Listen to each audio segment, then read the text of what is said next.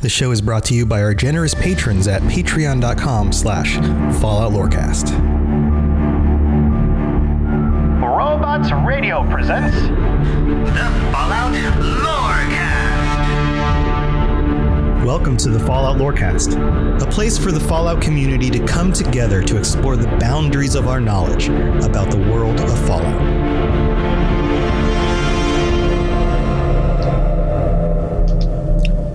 Wastelanders, Vault Dwellers, welcome back. This is the Fallout Lorecast. I am your host, Tom or Robots, and I'm here as usual with my wonderful co-host, Lainey. How are you doing, Neos Pandora? Hi, I'm good. How are you? Good, doing wonderful, because we have a very special episode today.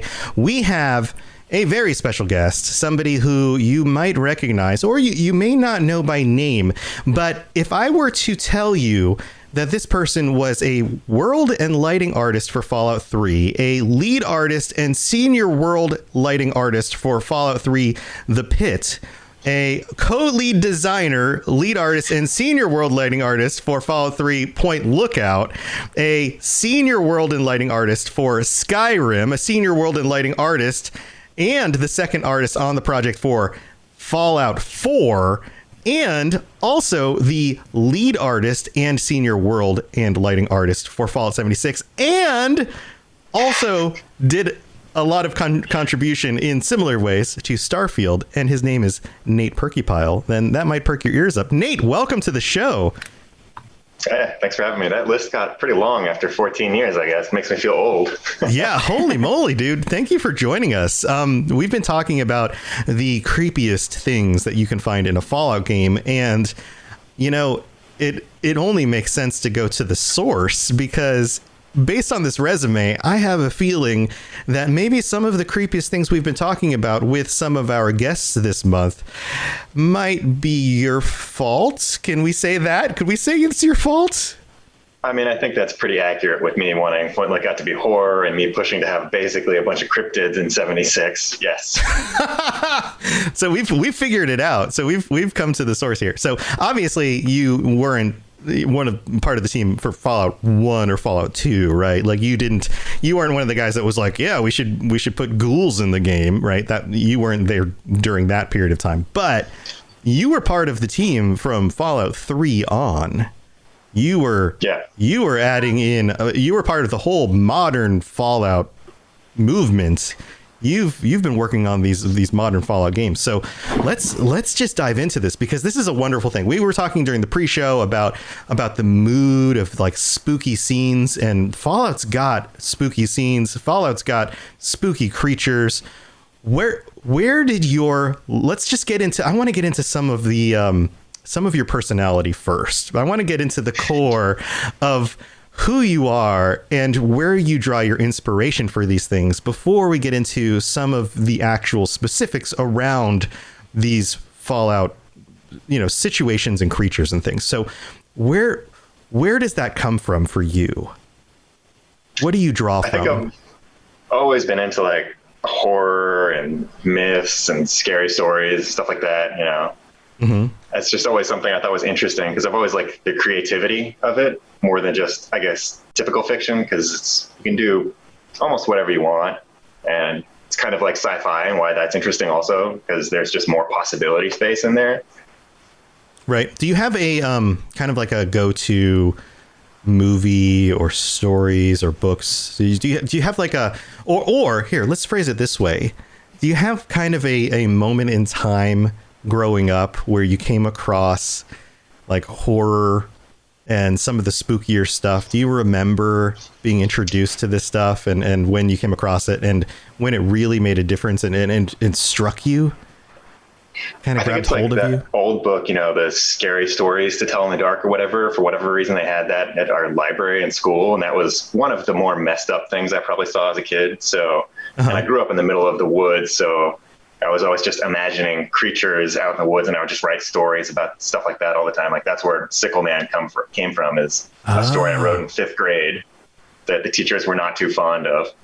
Oh my gosh, that reminds me. So when I was in 3rd grade, me and a kid that lived down the road, would write stories. So we had one of our teachers was Mr. P, and he was like the cool teacher. He was like the cool male teacher in our school. But we wrote these stories about him being he was the cool teacher during the day, but he was like the psycho murderer at night. And the stories were called Mr. P, and they had like the drippy text and stuff. And yeah, we did the same thing. Man, that brings back memories. That's hilarious. So okay, so those were the stories you read. Were there like movies that stood out? This was like 5th grade, so you were what, like 9, 10 years old? Yeah, but going back, I remember the very first thing that ever scared just the crap out of me. I was like, I don't know, 3 or something like that, and I walked into a room and Pee-wee's Big Adventure was playing. Oh my God, yes. And yes. I don't know if you remember Large Marge, but when her face transforms, nodding her head. And I was so tiny, and I'd never seen anything like that. Like, that just stuck with me ever since. Even though it's Pee-wee, it's ridiculous. Yeah, but that's terrifying. Yeah, the 1980s practical effects. There's something that was just like uncanny about them. Because we don't like looking at things that are almost human, right? And so when you start making people and they're like their faces are melting off like Indiana Jones style or whatever, and it seems real, but we know it's not, it feels that uncanny valley kind of thing in our heads. Like we don't like that at all. You know, I think it's like an evolution type thing where we're just so afraid of anything that's human but wrong. Yeah. I think we're probably similar ages. I remember being in early high school, and a friend got it was like a VHS or something of Evil Dead 2. And we were staying the night, and he was like, "Hey, let's watch Evil Dead 2." And I was like, "What is that?" And I never saw Evil Dead 1. And I was like, "Do I need to see Evil Dead 1?" He's like, "Nah, it's basically the same movie, but we're just going to watch 2." And I was like, "Okay." And it's so full of these practical effects, right? You know, like somebody gets their arm chopped off, and it's like all of a sudden you're in like, you know, putty land, and like it's like putty and like ketchup everywhere. And I just remember feeling like, oh, this is so gross. But you go back and watch that stuff now, and it's just like silly. But as like buckets of blood in that one. Yeah, but as a kid, it was just like, oh, it's so gross. Oh, it was, you know, but man, those moments. So, okay. So Large Marge, you've got Large Marge. You've got, what was the story called? Sickle Man? No, the scary stories to tell in the dark. Scary stories to tell in the dark. Okay. And then as you got older, as a teenager, were there other influences that you could draw from? I mean, then you get into more of the other 80s horror and stuff, like Get the Thing, and you know, it's not 80s, but I eventually saw Alien. The Thing is scary for sure. I love The Thing. That's like one of my favorite movies. That's good. Yeah. Okay, so this is the setting. These are the influences of your childhood, and I feel like those are the ones that really stick with you the most, right? Now, do you have when it comes to horror? Sometimes, especially with creativity, you actually draw from other places as well. Do you feel like you pull influences from other things? I mean, I feel like I pull from just that feeling of being out in the middle of nowhere in the woods, because it's just sort of inherently terrifying. That sense of the unknown. It's similar reasons that people are like scared of the ocean and stuff. Like, I mean, I was truly in the middle of nowhere, where cities are not a thing where I grew up. Not real ones, anyways. It's always surrounded by these woods creeping in. Right. I was talking with some of our patrons on one of the other podcasts that I do last night about this. And, you know, Lainey and I live in a much more, you know, I don't know, urban environment. And I have for most of my life. I've traveled a lot. I used to tour in a band, and we would go in and out of, you know, very urban and then very rural places while traveling. But most of the time where I've lived, it's always been very urban. And in very urban environments, even when you're kind of away from everything, there's so much city light, even just the streets and the cars and things like that. It doesn't ever really get that dark. On a dark night, the reflection of the lights off the clouds and things back down to earth mean that it's never really that dark. It just doesn't get that dark and scary. But when you go to a very rural place, especially a place that's like very removed from a city, out in a somewhere where there's a lot of woods, on a dark night where the moon's not out, it gets very dark. And I think there are people in the United States who have grown up in these urban environments who don't understand what that's actually like to be in a very dark place out in the woods somewhere where you can't actually see like 20 feet in front of you. And where you hear a lot. You can hear a lot, right? But you turn a flashlight on and you only see where the flashlight beam goes, and everything else is just black. Because there's this wall of darkness behind that. Yeah. It's a sea of black with just like, just the cone of light, like I don't know, like an old X-Files where they're walking through and you just have just the cone of light. You know how they would do like that. It's always nice and smoky. Yeah, the smoky cone of light. But that's kind of a legitimate thing in a way. But yeah, that's a very real thing when you grow up in a place like that, because that's just what the darkness of the night can be like, because it can actually get that dark, or you can actually see the stars at night. In these urban environments, we don't really see stars very well. Yeah, I can imagine that being a big draw. And it's neat because in video games, we can get a little bit more of that experience that we don't get living in these urban environments. So, okay, so that's the background that you come from when it comes to that kind of thing. Now, what was the experience like working with the team at Bethesda when it came to designing some of these locations? Was Fallout, Fallout's always had its creepier side. When you guys started working on Fallout 3, obviously you were taking on these motifs, right? These concepts of like dealing with the ghouls and dealing with super mutants and dealing with monsters and things. There was going to be a certain level of horror to this. You've got piles of bones and scary environments and things like that. That was going to be part of it. What was that like, jumping into that?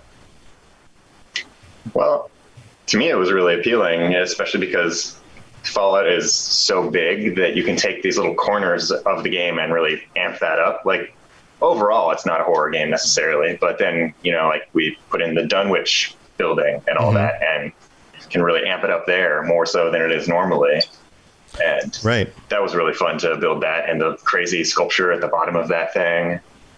Yeah. That wasn't on the schedule. I just thought it would be a cool addition. So this is one that this came up with a few of my guests over the last few weeks individually as one of the creepiest things for each of them individually. And it's definitely a big thing on mine. Were you specifically involved with that? Yeah, I did like all the custom art for that. Wow. Because that was like, congratulations, because that was specifically noted by almost all of our guests, I believe, as like, I noted to our guests that was one of the first times, because I was very new to Fallout in Fallout 3. That was one of the first times in exploring Fallout that I really started paying attention to the environmental storytelling. And I started to go, oh, this game is deeper and more interesting than I assumed, because there are things in this game that are alluding to other stuff beyond just the main storyline. They're pulling from other references, other things going on in the world and those kinds of things. And then that made me start paying more attention to everything else in the game. So congratulations, because that was definitely a formative moment in my hey, there's something cool going on here. And then you get down to the bottom and I was like, oh my God, this is amazing. That was a moment where I stopped and I went to my wife and I was like, hey, you need to start playing this. I really like building all those things where it's not just like audio logs and things telling the story. It has that aspect also, but like you said, to make the players pay attention, because I like personally that experience too of just like looking at a scene and telling that story in your head, because it's almost more interesting that way, because you don't have all the answers for why something has happened. So you might be guessing and you might be wrong. Right. Right. That's kind of fun. That's one of my favorite things in the whole world. I have a couple of friends that I just got into 76 finally. And we've just been running around, and finding everything that there's to find, and the amount of visual storytelling, especially when it comes to alluding to other works of art and media and films and stuff. It's so good. There's just so much of it. You find it everywhere. Yeah. And sometimes you miss it. But when you catch certain things and then you realize like, oh, this is a reference to this thing, or this is a reference to something else in the game that I didn't even notice before. When you catch all of that stuff, it's, it's like it rewards you for being smart. which is nice. That's always a cool thing, right? Okay, so what else can you tell us about that you had a hand in? Like, what other things would we think back on and be like, oh, that's cool? I mean, pretty much all of Point Lookout in the way that is. Like, it was me and Joel Burgess for the leads on that. So we pitched the whole thing and the mood of it, and I gathered up all the reference and the creepy locals. The creepy locals. Oh my God. Which you can probably guess the reference of where I got that inspiration is growing up in the woods with scary yokels. Oh man. Yeah. We first ran into those guys and I was like, oh no. It's just like, yeah. And the creepy, the mansion in that with the old ghoul guy in there with the like, and he's all like fighting you off when you first get in there, and then he of course becomes part of the main story of the zone. And I built that whole mansion, which was fun since it has all those little set pieces in it too, where like walls and floors blow out. Yeah and there's a big climactic scene in there with all the everything starts attacking you and all that stuff. Yeah, that was really cool. But just so living in Florida, the environment here is similar to that, being that you have kind of swamps, and you also have like you look at a lot of the trees and they have the moss hanging down, and you've got everything looks drippy, right? Like a lot of the trees and things look drippy, so you have kind of that thing going on. But then you've also got like the the mood of like the lighting and the mist hanging over stuff. Little skull totems and dolls in the trees too. Yeah. Oh yeah. It's just like everybody has those. Well, around Halloween time, people decorate their houses, and that you do have some of that right now. If you go look at some people's yards. Yeah, that stuff. Oh, that stuff's so good. So let's move on to, after Fallout 3, you jump over to Fallout 4, right? So with Fallout 4, what kinds of creepy stuff were you able to do with that? I would say just like the overall lighting and stuff, since I did most of the lighting on that one. So I would try and make lots of creepy spaces and that. There's nothing quite as obvious as like Dunwich with like, that's the scary place, but tried to make places like nice and moody like that. Right. Well, there's the Witches Museum. People noted a lot about the Witches Museum. Yeah, there is that one. So I did the lighting in that one. Right. And all the kits and stuff are mine too. So it's made with my building kit, which is like 80% of the buildings that you go into in the game. Okay. Yeah. They noted the Witches Museum, and that's a nice, dark, interesting place with some interesting lighting, some really cool sound with the Deathclaw stomping around in there. There's when you get another Deathclaw situation, when you get into the Raiders, and they've got the Deathclaw down in the pit. Which one is that? There's a scene where you're inside I believe it's a building. I'm trying to remember when this happens in the game.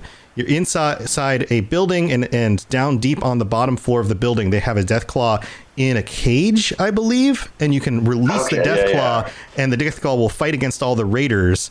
But then, of course, you're trapped in there too. And is that the one that's like all smoky and stuff in there? I think it might be. But that was a cool setup as well, because you kind of can sneak your way through and release the Deathclaw. But then, of course, everything goes to hell. And now you're trapped in there with an angry Deathclaw that's fighting against all these Raiders, and you're trapped in there as well. And then, of course, that situation gets hairy. But that was... my strategy was always to just pump a bunch of jet. Yeah. See, I always avoided all the drugs. I always tried to go clean through it. Like, I always tried to be like the good Wastelander. It's like Max Payne mode, and it's just like everything slows down. I'm in the Matrix. Yeah. Man, I need to do some different playthroughs. I did try playing through Fallout 3 once and doing only grenades. The only grenades playthrough, which is interesting, especially when you've got like perks to make that easier.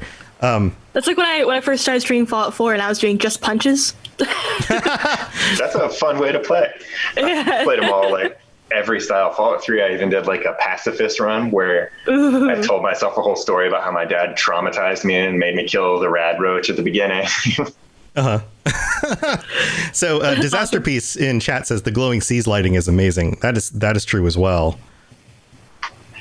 That one wasn't me. That was the weather was done by someone else. Okay, so that's all weather. When you get into that zone, that's just all weather lighting. Yeah. Interesting. Wow. So you were mostly like buildings in internal environments? Yeah, and most of the exterior weather was done by Ilya Nazaroff, who was like one of the concept artists. Got it. That was like bring him in last minute to do weather. Okay, cool. You're good with color. Here, do some weather stuff. Thanks. Cool. So anything else in Fallout 4 that we would recognize as being like interesting? I mean, in Fallout 3 and Fallout 4, I've always done corpse art. Corpse art. To phrase it. Ooh, Yes. someone's got it. All of the, like raider bodies on stakes and all their faces that are contorted. I did all that stuff. Oh, that's great. That stuff's great. Yeah, like Yeah, that's the best. super like probably all the super mutant yards with all the different like bodies pinned up against things and hanging off of stuff and bone bags. Going back to Fallout 3, there's one that I forgot about that's my favorite. It's I think even the file might be called this. It's the corpse ducking, where it's like a corpse and a corpse and a corpse that's also a light. Oh man. So that's my sense of humor. I was like, this will be hilarious. This will be hilarious. We'll just put a bunch of corpses inside each other. Hilarious. Oh man, that's funny. Well, I want to get to Fallout 76, but first we need to take a break to thank our patrons because they are so amazing. We're actually going to get to a patron chat episode probably tomorrow night, it looks like at this rate, because we're trying to figure out a time that it's going to work for all of them. So we're going to be recording that very soon as well. And we're going to figure out our scheduling of whether that episode's going to go up first or this episode will go up first. And, we'll figure it out, but we'll be right back after this. It's time for that spring reset. I'm taking a look at everything in my closet and figuring out that, oh no, this absolutely needs to go. And it's about time I replace things so that my clothes aren't older than my 15-year-old. Now you might think that they lasted that long because they were well made, but no, they're in terrible condition. Unlike the new jeans I just got from Quince. Jeans have always been my personal go-to because you can kind of wear them for lots of different things, but maybe they're not your thing. Maybe you're looking for, 100% European linen with insanely soft flow knit activewear fabric. It's definitely getting warmer, and their flow knit activewear is moisture wicking, anti-odor, and soft enough that you'll actually want to wear it every day.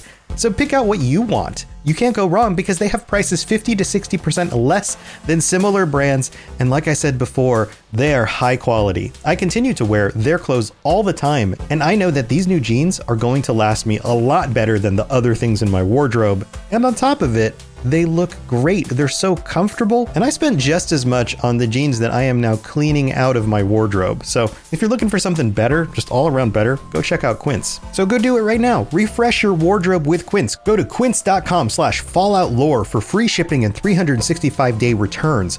Now available in Canada too. Go to quince.com/falloutlore for free shipping and 365-day returns. Quince.com/falloutlore.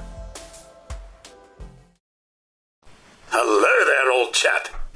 Good to see another of General Atomic's finest, still eager to serve. So this is the part of the show where we get to thank our patrons for being super awesome. We have a brand new patron this week. We have this is a tier 4 sub, Sergeant Reaper. Perfect name for the season, Sergeant Reaper. Welcome to the Patreon. That means we're up to 50. He was our 50th patron. And that also means that we get to thank our Liberty Prime, Mav Eric, Liberty Pie Man. He also goes by Pie Man. Thank you again for maintaining your Liberty Prime sub. And also to our Sentry Bots, Southern Rage and Stagger and Stumble, who get called out every week. Thank you guys for being here. And all of our Assaultrons as well. All of you guys are welcome to join us on the Patron episode if you're watching live. And that is either going to be tonight or tomorrow night. Looks like the votes currently on the Discord are leaning more on the tomorrow night side. We don't have a hard and fast date for this, but it looks like you guys are going to be more available tomorrow night to talk about the creepy things in Fallout. So come join us for that if you can. And if we've done anything to help you get through your work days, your workouts, your commutes to work, or decorating your cat for Halloween, then, check out Discord. or I'm sorry, patreon.com/Fallout Lorecast, and also the Discord. You come to the Discord, chat with us about Fallout and stuff. But that's what we got going on. And there's a bunch of different rewards you can get on there, including ad-free episodes early, and of course the ability to join us on future episodes of the show to talk about all things Fallout. So go check that out. But we've got more to talk to our buddy Nate here about. And so let's go do that. If you have any questions about Nuka World, I'd be delighted to answer them. All right. So, and you've had a lot to do with lighting, right, Nate? That's kind of your bread and butter. And man, I love lighting and stuff. This is, you can see I've got all the lighting in here. I've got a little bit too much daylight coming through my room. Like when we're talking real world lighting, right? You do game lighting, but I love environments. I love lighting. I love all of this stuff. We again talked about some of the stuff in the pre-show. So you walk through my house and I have colored lighting now in all the rooms because of like hue bulbs and all of that stuff. And I've got all these different room modes set up, and I can tell Alexa like movie time. I have to say quiet movie time. And then she can like change the lights and things. I love this stuff. And I know in Fallout 76, one of the big upgrades to the creation engine was improvements in the game lighting and those kinds of things. Was that a big difference when you took a look at some of those environments and some of the ways that you could handle some of that stuff for you? Were you able to do some things you couldn't do before? It was way easier to iterate on stuff because the way light bounced around in Fallout 4 was just by hand. So if you had, light coming through a doorway and then filling up a room, I would just have to copy around lights and then slightly darker, slightly darker, slightly darker. But then it's always coming from like the wrong direction because it's basically just all these weird floating lights all over. Right. So it's super inefficient and takes forever. But in 76, it would just bounce automatically. So it was much, much faster to just like place a light and tune it and have that room look correct. And you could always like tune it artistically a little bit after the fact if you wanted to. But you would get to that starting point where it's not just full of darkness much, much quicker. And then the reflections were also correct instead of being the same random Concord street everywhere on every reflection that you look at, like it is in Fallout 4. Right. Yeah, that makes a lot of sense. Per room. Yeah. Sorry, I've got a barking dog back here. So this is what happens when I podcast and nobody else is home. The dog decides he wants to talk to the neighbor dog right in the middle of the show. I've dabbled a little bit in just like checking out, game engines and playing with lighting and things like that. And just some of the tools that I've been able to play with. And I understand what you mean by like being able to place lighting and play with it. But that does make a lot more sense. So when you decide to create like a really moody looking room and it automatically builds in the way that reflections and those kinds of things work, what happens if you want to remove the lighting? Well, you can't really, because it's always going to bounce like the amount of light based on how bright a surface is, but that's how you can adjust it. Be like, well, I'm going to point it at a floor that is darker, or try and amp up the mood in other ways by placing like fog volumes and stuff, because a lot of that is still done by hand. So you occlude it. Right. Like when you're out in the wilderness, like the God rays that come through trees, that's kind of automatic. But all the ones in interiors coming from light sources, that's basically just fake geometry where we're like, this is kind of how it's filling up the area. But it's a nice way to add that atmosphere. So that makes sense. So in Fallout 76, we're definitely not devoid of creepy environments. Right. Definitely not. We've got creepy environments. We've got, of course, you've got the forest, which looks nice. You got the forest and things are run down, but it's pretty nice. The grass is green. There's trees. There's houses, and some of them aren't too bombed out. It's not too bad. But then you've got the mire. You've got, almost every other zone in Fallout 76 is creepy in its own way. More or less. Yeah, the forest is just to like lull you into that false sense of security. Yeah. You come out of the vault and you're like, it's not so bad out here. And then you walk for about 15 minutes in any direction other than toward the river, which you can't really cross and go very far. But any other direction than the river. And eventually you go, oh, this isn't what I thought it was. This is starting to get a little bit more dangerous. So we've got all that going on. Do you have a favorite zone that you like to work in the most? I think I like the mountains a lot, just because you get all those cool views, seeing all the other regions, and that new system that we added where you see the weather in the other regions to like really add to the sense of scale. Yeah. And it's just slightly creepier. Right. And the view distance is beautiful from up there. Speaking about non-creepy things. So that part's actually pretty cool. Really wanted, I mean, it's West Virginia, so there's a lot better topography to work from compared to like Boston. Like that map is fairly flat and pretty uniform compared to 76. So it was a really good opportunity to showcase all of that in that game. Right. Okay, so back to creepy stuff. Do you have, did you work on the outside locations or just inside locations on this one? I mean, on that one, I did some outside locations. Like I did the new River Gorge Bridge and the giant Green Bank telescope, the radio array, and some like the crashed space station. Yeah. But I was mostly, being art director on the game. I mean, technically I was like lead artist, but I was deciding every single asset that we were making, what those regions were, what the different locations were, what all the different monsters were, giving feedback on everything. Yeah. Well, I definitely want to get to the monsters, but I want to talk areas and things first. So when it came to like locations and areas, are there any that really stand out to you as like particularly spooky, some of your favorite spooky, creepy places? I mean, I think the Mire is probably the spookiest of them. And I really like the tree houses that are in there. There's some really cool ones. Yeah. I love the tree houses. I love how it feels like... you don't even know how big it is at first on some of those. And they just keep going up. Yeah. And it also kind of feels like, are these going to... should I be climbing in them? Are they going to fall down? like there's a little bit of like... is there, what am I going to find up here? Are there people in them? Are there creatures? Is this even able to be walked in? Like what is there? Yeah, that part is particularly creepy and interesting. Lainey, do you have any questions? I've been doing a lot of talking. I want to make sure you get a chance to chime in. I mean, you're covering pretty much all the bases. Okay. If you have anything that pops in your head, feel free to jump in. All right. So let's move into the creepers. Creepers. Let's just call them all creepers, because Fallout 76 has lots of cryptids, lots of creepy, mutated, weird things. Heck, even the squirrels in Fallout 76 are creepy looking. Like there's scorched squirrels running around in the game. So, okay, let's just go through your list of like favorite things to work on, favorite creepy things to work on and create. Where do you start?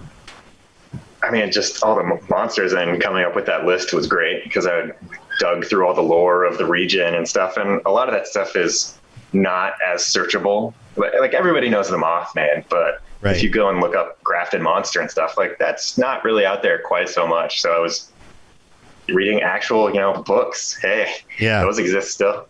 Yeah. And so the Grafton Monster, the Grafton Monster, that was Looney Tunes inspired, right? Like, I don't think so. No. No, like the big monster. We know where that came from. No, not the name, the Grafton Monster, but in Looney Tunes where Marvin the Martian has to deal with the big guy with the shoulders with like no neck. That never crossed my mind, but now that you say it, I can see with the connection. You know what I'm talking about? That guy. See, that explains where the whole story came from, because I was reading that story and I was like, this thing is bonkers. We got to put this in. Like, who came up with this? Yeah, well, I mean, not the lore of it, but like the character design, like the way the character looks. He looks like the big guy from the Looney Tunes, except that he, obviously doesn't have a face. In Fallout, he always looks like that guy to me. Anyway, okay, so the Grafton Monster. He's such an interesting design. He's just like this big thing, and he doesn't even have a head. Like, where did the head go? That's why he's so angry. That's why he's so angry. So angry, yeah. Like, how do you even come up with a design like that? Like, most creatures have heads. You're just like, well, let's come up with a design for a new character. Why don't we just not have a head? Soul. Yeah, it was all based on the stories, because they talked about this giant hulking beast with no head, dripping oil. So it's like that sounds amazing. Like something that we could definitely do. And there's all these ways to spin it in the lore for the real game. For obviously it's not the real cryptid, but it's like FEV can do a lot of different things that you might not necessarily get from just, it's a chicken but radiated. Like that only goes so far. Right. Yeah. Oh man, that guy's great. I want more of those. Also, I would really love to have like a mini one. I know you don't work there anymore, but if anybody's listening, I want like mini Grafton monsters, like little chicken-sized ones, like running around, just like just like little guys. Okay, so what other ones stand out to you as like some of your favorite designs? I love the design of the Snallygaster with Yeah, I was all gonna the ask you eyeballs. about that. Oh, it's so gross. And the way it runs, it's awesome. Oh, Yeah, man. The extra arms. oh, the Pretty eyeballs, nasty. the extra. When you realize for the first, like when you first see it off in the distance, you're like, oh, what is that? Because the shape is just weird. And then it starts spitting at you, and you're like, okay, gross. And then you kill it, and you walk up, and the eyes are just like still looking around. And then they're like on its back and stuff, and you're like, oh. Yeah, that's one we tried to make as gross as possible, almost. Yeah, Good job. I think you did a good job with that one. That one was pretty solid. Also, the frogs with the eggs in the back, like anybody. Oh, yeah. Oh, yeah. Yeah, that It's was. designed to like trigger people with, what is it, tryptophobia? Yeah, that one Yeah. definitely works for triggering that. I've got a little bit of that. Definitely works. The bee, the freaking bee thing with the hive. Yeah, honeybees. Yeah. Oh, the honey beast. Oh, that one's kind of got that going on as well. Yeah. That one. Yeah, I like that one. Yeah, that one's pretty good. The other one of the other ones that people mentioned was the gulper as being particularly kind of gross and just kind of like a big lizard looking thing that's kind of wet with a big old mouth kind of, and it's not as out there as like the Grafton monster, but definitely kind of just like come across it and you're just like, oh, nope, I'm noping out of that. Yeah. I mean, I think that one got added in on the DLC for 4, and that obviously is basically, Point Lookout version 2. So a lot of opportunity to add more creepy monsters in that. Yeah, those like they show up and you're just like, oh, okay, this guy. Yeah, A little bit like Alien, and then what else is there? Oh, the sheep squatch. Yeah. How do you feel about the sheep squatch? I love the sheep squatch. Convincing Todd to do that was amusing, I would say. He was like, it's called what now? That's real? That's how the conversation went. Oh, yeah. At first, he totally didn't believe me. I think he thought I was just messing with him. Like, no, I'm serious. Serious, this is a real thing. This is people. This is real. Here, let me show you. Put these cryptids on the map, Todd. You want to do what with the game? Add a what? A what squatch? Next thing you're gonna do a pig squatch. That's a great idea. That's terrifying. A pig squatch. A pig squatch? That's actually like maybe too scary. Can you imagine the Can squealing? you imagine? The squealing coming from it. Yeah. Ooh. Ooh. Yeah, I just watched a really old movie, actually, Razorback. It's like about a giant hog in Australia. Not a great movie, but it is basically that. It's basically a pig squatch. Yeah, pigs can get pretty creepy in horror. Yeah. You get all the nasty tusks. And And they're also similar enough to people that you kind of get the, fleshy thing going with skin. Well, and they're kind of like sentient. They're real smart too, and people in that. Yeah, I could see that being a problem. Ugh. Okay, so final 76 question here. Is there anything that you left on the drawing board that you were really hoping to get into the game? Any ideas that you were like, this would have been really cool, but you just weren't able to get it in the game, or just thoughts that you were like, oh, I wish we could have made this work, that just didn't make it? So one of the locations that I added was the Deep in the Wastelanders expansion, which was just sort of my personal side project at first that people ended up liking enough that it became part of the actual main quest and all that. But one thing that I wanted to do with it was it has that big giant cave at the end, and I wanted to have a massive creature sort of embedded in the wall that you just see an eyeball. but I ended up running out of time and not being able to do that. But instead, we got the little baby one in that one cave. So I put that one in instead. Oh man, that would have been so cool, and everybody would have been like, awesome. "Oh, ancient gods, Cthulhu, yeah, there's something underground. What is it?" Yeah, that would have been great. Yeah, I hope The whole time. I hope we get more of that kind of stuff. What is this thing underneath the ground? Giant monster. Oh, that would be so good. Yeah, you just have to shoot it in the eye enough for the eye to eventually poke out. Like, what does it do? Like, I feel like that would just make it mad, and then it would, come forth. Right, and like all of Appalachia is now on the back of a giant mountain monster. Like Seneca Rocks is a ridge on its back. And there we go. Yeah, and now it's just walking around the United That's cool. States as just a giant monster. That would be amazing. Now it's just a completely different game at that point. That was actually the creature that's at the bottom of the Lucky Hole mine. That file is called like the Gut Puker. That was one of the initial pitches for what could be like Scorch Beasts and stuff. Like what could be this big boss. And we ended up, obviously it never became a real creature, but I liked it so much that I made that sculpt and put it down in the bottom of that dungeon as sort of a little Easter egg for that, because I like the design a lot. There's a really cool concept of them walking around in the cranberry bog, and you see those towering silhouettes off in the distance. Yeah, man, that stuff is really cool too. I hope we do get more of that stuff. I know we can't ask you about anything having to do with Starfield because that stuff's just not out there yet, but it'll be exciting to see and talk about some of that stuff maybe in the future once the game launches and we can get a little bit more, info on what's out there and see some of that stuff. I'm sure you've had some sort of influence on what's in that game as well because you worked on it. But worked on it for about a year. Yeah. So, and I know you're working on this other project, which has something to do with. It sounds awesome. Some open world heavy metal thing. Sounds really cool. Is there anything you want to share with us about that?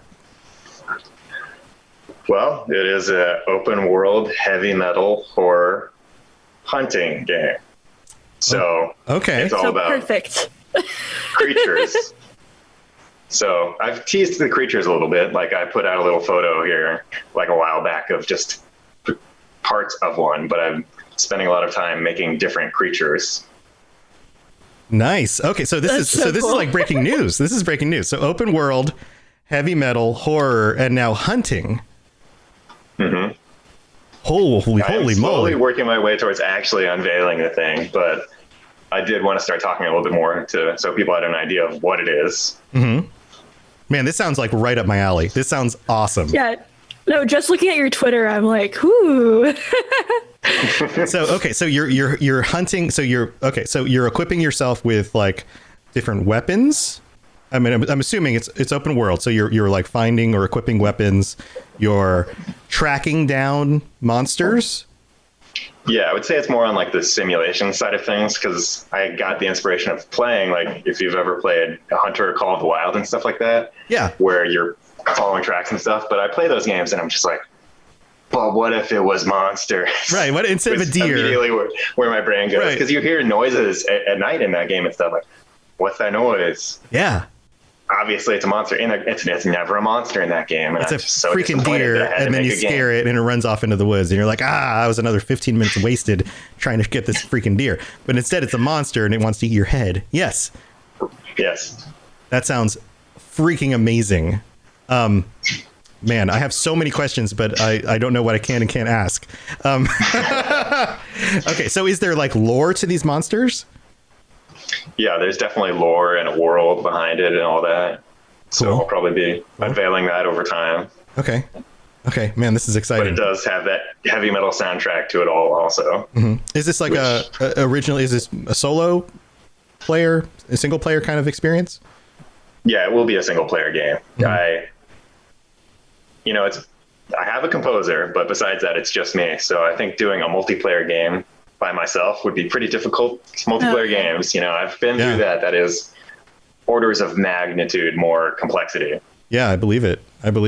Man, so you've got the composer. Who is the composer? Because you announced this recently on Twitter. Yeah, the composer is Clifford Meyer, who was in the bands like ISIS and Red Sparrows, which were really big post-metal bands at the time. Mm-hmm. And ISIS was always like one of my favorite bands, and I would work to them constantly. And I just kind of emailed him out of the blue one day. I was like, hey, do you guys license music? And then he was like, hey, yeah, we do, but are you looking for anyone to make any music? It's like, what? Nice. Yes. That's the coolest thing ever. So you got to get a band or a person from a band that you really looked up to and worked to their music for forever to work on this thing with you. That's nuts. Yeah. I feel incredibly lucky about it. And he's been great to work with. Like, just like super open to it and really into the idea. He's been knocking it out of the park. That's phenomenal. So, okay, so open world, you're hunting these monsters through the environment, you're tracking them. I bet I'm just kind of riffing in my brain here. They probably each move differently. You have to track them each differently. They respond differently to stimuli. You have to fight them differently, right? Like they're different kinds of monsters. They're dangerous in different ways. You probably have different weapons and things. What kind of art style are you going for with this? Is this something you can talk about yet? Yeah, I can talk about that a little bit. Like, so I'm using Unreal Engine 5. So one of the big things that lets you do is this thing called nanite, which is basically incredibly detailed models. So there's lots and lots of detail, but on the other hand, I want it to be easier to play and to actually track things and stuff. Because if you actually try and track things in real life, it turns out, that's incredibly difficult. So it's sort of this blend of highly realistic models with a lot of detail, but stylized a little bit and like cleaner with like the surface detail. So you can actually see what those tracks are and they stand out a lot more. And you can see what the lighting is doing really cleanly. So it's kind of like if you ever go into a game and turn off all the textures, what that looks like, but with a little bit more like color information than that.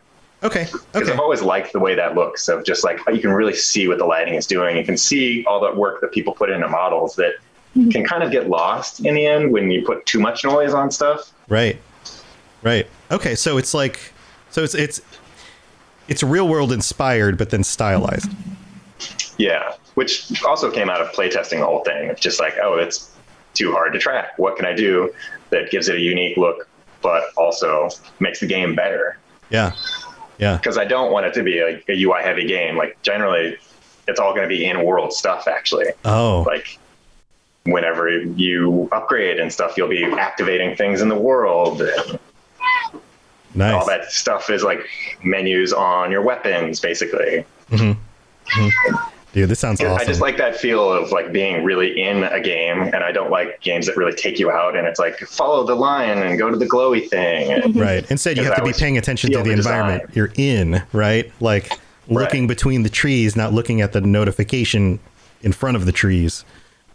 Or past the trees. Yeah, staring at the mini map in the corner. Right. I'm playing a mini map game. Go look at the landmarks and like pay attention maybe and pull out a map and be like, oh, I see that thing there. That's the way I should head. Yeah. Oh, that's respect cool. The player. Right. And I get that that's not for everyone, and some people don't want that stuff. But I think there's a lot of other players who are like, no, I really want the game where I'm supposed to pay attention. Right. Well, it's the Dark Souls philosophy, right? It's the make it hard so that when you actually accomplish it, you feel like you accomplished something. Yeah, and I think I've been starting out. I've been starting out playing all games I play for the first time now on the hardest difficulty. Oh, wow. For every game, so that I can just get in there and get good, and now I can play them and enjoy everything for what it is, but I want it to kick my ass right in the beginning, and it that started because I played Dark Souls last year for the first time. And so like I totally understand wanting to just like let the game come at you, immerse yourself, like all of that for sure. I really like Dark Souls, but I feel like a lot of games that get hard miss the point on how that game teaches you and why it works as a hard game in the way that it's almost not actually that hard in a way because you like always get better in that game unless you mess up, but you are leveling slowly. So it's kind of tricking you a little bit that it's not maybe quite as hardcore as other games that are hard and you lose and then you're just screwed and start over from the beginning. Right. No, the game does a very good job. In fact, the game, it's you yourself are the greatest enemy in Dark Souls. because it's your wanting to just hurry through it that you have to fight against. If you are patient, once you get sloppy, right? It's your patience that is the greatest asset in that game. If you patiently just take on everything and look around every corner, then you're going to be fine. It's when you're impatient that you lose. But yeah, but this sounds like the same kind of thing. Like if you're patiently paying attention to everything, you're using everything that you learn. It sounds like you're going to do pretty well. But if you stop paying attention to the signs and you stop paying attention to the things that you're learning as you're tracking these monsters, then you might lose track of them, or they might get, come at you from an angle you weren't expecting. And then all of a sudden now you're monster chow. I'm definitely doubling down on that angle. Like I've even simulated your heart rate in the game. So if you like run really fast, like your senses will change, like certain sounds will drop out, and like you're not going to be hearing the rustling in the woods over there if you're sprinting through the woods, it's your and then you gotta take a breath and then what's that noise? Right. Oh man. Right. Do you have like other little critters and things that like pull your attention in the wrong direction? Like, crap, it was a squirrel. We'll see how much time I have, how much stuff I can jam in. Like, it's just a squirrel. Oh, it was a fox over there instead of the monster. Those kinds of things. Like, that would be cool.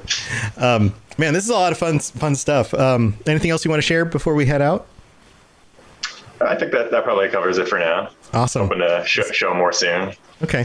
Do you have a like a prospective release date, or is this more of a just like when you get there, you're done, and then you're gonna, launch it? I do have a whole schedule and stuff, but I'll probably announce that shortly after I announce the whole thing for real. Okay. Cool. Well, we'll stay tuned. And what's the best way for people to keep track of this and your progress and you and everything you're doing? Well, you can follow me on Twitter at @Purkeypile or go to justpurkeygames.com.